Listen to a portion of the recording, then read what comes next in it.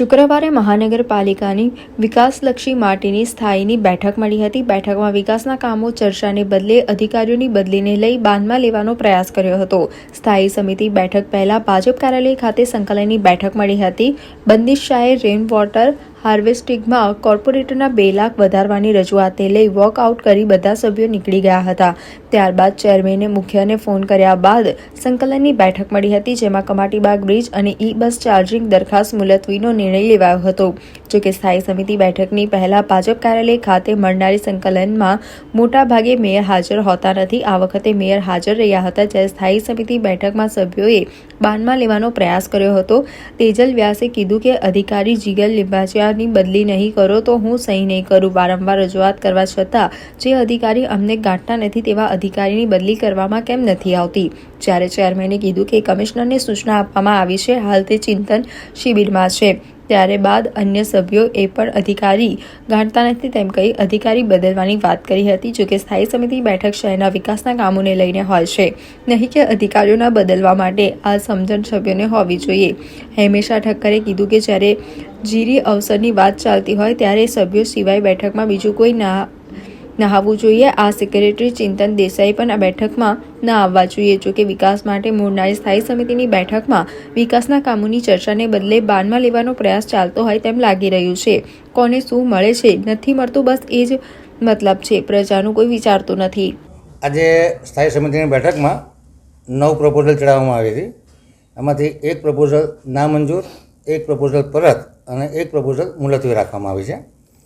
Town planning શાખા દ્વારા છાણી ગામતળ સિટી સર્વે નંબર 749ની ઉત્તરે પમ્પિંગ સ્ટેશન સુધી ટ્રાફિકના વધતા ભરણને લીધે 18 મીટર પહોળાઈના રસ્તા રેસા જીપીએમસી એક્ટ 1949ની કલમ 210(1) હેઠળ મંજૂર કરવાની કમિશનરશ્રીની જે દરખાસ્ત હતી એને મંજૂર કરવામાં આવી છે।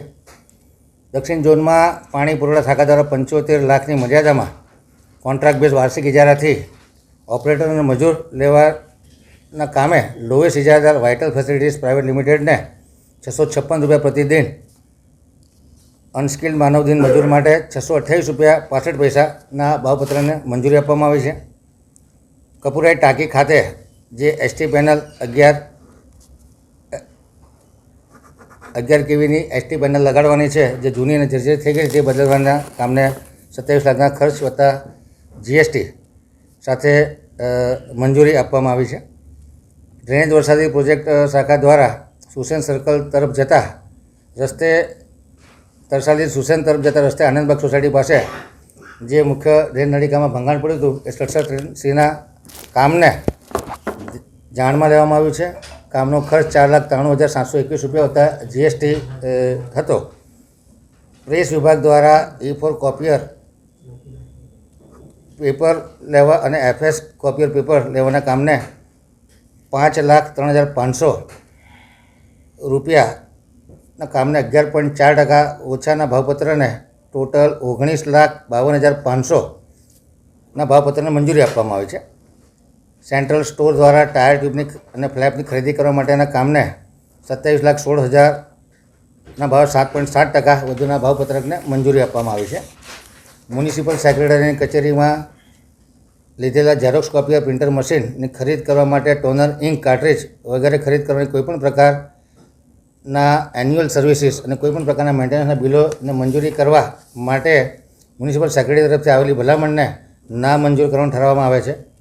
કમાટીબાગ પક્ષીગઢથી લાયન ટાઈગર એન્ક્લોઝર તરફ આવેલા જૂના બ્રિજને સમાંતર નવીન ફૂટઓવર બ્રિજ બનાવવાના જે આઇકોનિક બ્રિજ બનાવવાનો હતો એ કામ ₹14,62,61,785ના કામને પરત કરવાનું નક્કી કરવામાં આવ્યું છે। અને બિલ્ડિંગ પ્રોજેક્ટ શાખા દ્વારા પ્રધાનમંત્રી ઇલેક્ટ્રિકલ બસ સેવા સ્કીમ અંતર્ગત ગોત્રી TP60FP 205 ખાતે ઈ ચાર્જિંગ સ્ટેશન બનાવવાના કામને મુલતવી રાખવાનું નક્કી કરવામાં આવ્યું છે।